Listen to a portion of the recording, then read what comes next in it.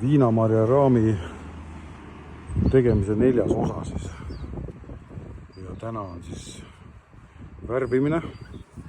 Siin need kruvipead, mis siit välja ulatusid, ühesõnaga mingid vanad kruvid, need said relakaga maha võetud ja ära lihvitud ning täna sai käidud ka siis Espakis ja Espakist küsisin värvi ja siis anti mulle selline valmis must värv, mis ta siis oli, mingi 11 eurtsi ja midagi peale ja sellega ma siis siin nüüd täna värvima hakkan, eks ta näha, kaua see siis vastu peab.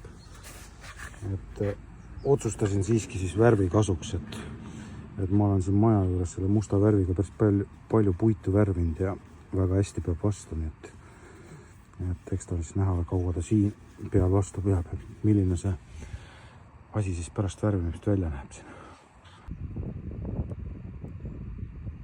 1,5 tundi tööd ja ainult vähem kui pool sai ära värvitud ja ühekordselt ning ma arvasin, et selle liitrisega saab hakkama, aga tundub, et ei saa. Tuleb üks veel osta. Ehk siis rahaliselt on see juba häving, kuna oleks võinud juba suurema selle värvi anuma osta. Ja nüüd tuleb osta 1 liitrine veel.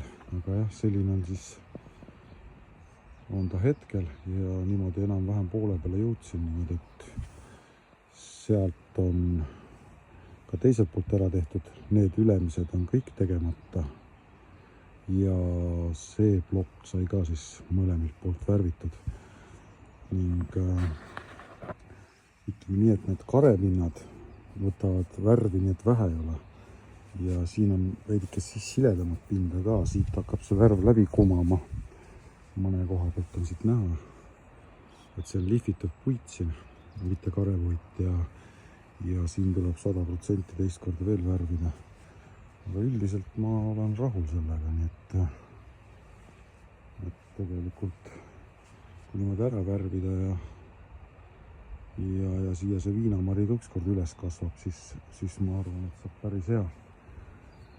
Aga noh, ma ei tea, kuidas seda siin värvima hakata, siin hakkab nalja saama, sest need tüübid toetuvad ju vastu neid reikasid siin, et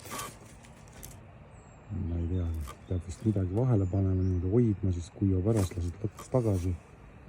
Siin samamoodi, muidu ta ju hakkab värvi seljas elama, ilmselt nii tulebki teha, jah.